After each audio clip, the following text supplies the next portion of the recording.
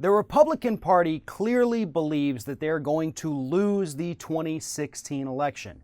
And if you don't believe me, look at what some of the, I guess you'd call them top Republican officials are doing out there today.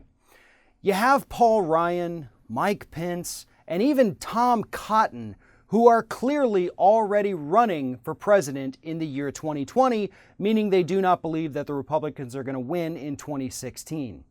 Paul Ryan has started this Better Way campaign where he does nothing but trash all of the things that the Obama administration has done, all of the things that the Democrats do, and all the things that the Democrats have done for the last 80 years.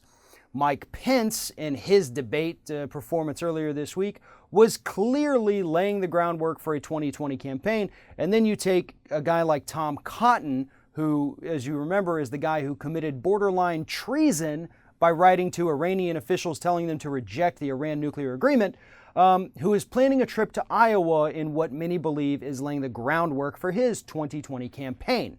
Now, none of these people would be able to run for president in 2020 or would have the guts to run for president in 2020 if Donald Trump is elected this year and then seeks re-election. So they are already counting on Donald Trump losing, which actually isn't a bad strategy. Here is where the bad strategy comes in. In order to win in 2020, assuming Hillary Clinton wins in 2016, they're going to have to be the most obstructionist Congress in history, which is saying a lot because the current incarnation of Congress has already taken that title. So that means that nothing in the next 4 years will change or get better because Republicans can't let it get better. Now, that's not to say that Hillary Clinton would even try. I mean, obviously, she's not going to do much about Wall Street. Foreign policy is going to be very hawkish. But we'll probably make some social gains that Republicans, especially Mike Pence, will seek to reverse. And that's one of the biggest problems. You're going to have somebody running for president, Mike Pence or any other Republican like him, that wants to strip away the rights of homosexuals, that wants to take away a woman's right to choose. You have Tom Cotton, who wants to start World War III as soon as tomorrow. And you have Paul Ryan, who is squarely in the pocket of special interests and big business. And so those people, along with a lot of other Republicans in office right now, are going to do everything possible to make sure that there are no gains for this country in the next 4 years. The only gains that we will see are those for corporations. And, you know, it's not just the obstruction. Again, Hillary Clinton, big supporter of Wall Street, has ruled in favor of business when she gets the opportunity.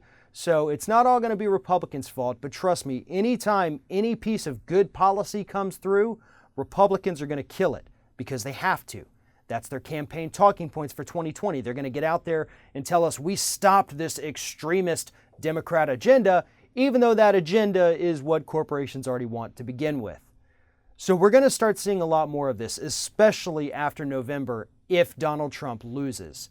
Republicans are already laying the groundwork. They're already preparing to destroy our government because they can't stand the thought of losing a fourth election in a row in 2020. And I'll tell you, based on how horrible this campaign season has been, Republicans already have the advantage heading into 2020 because they see their mistakes, they understand them, and they have 4 years to correct them before the next election. And that is going to give them an advantage. They're going to reach out to the base. They're going to reach back out to the evangelicals.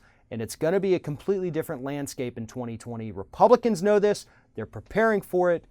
But Democrats, they're probably in for a good beating in the 2020 elections because Republicans have already started.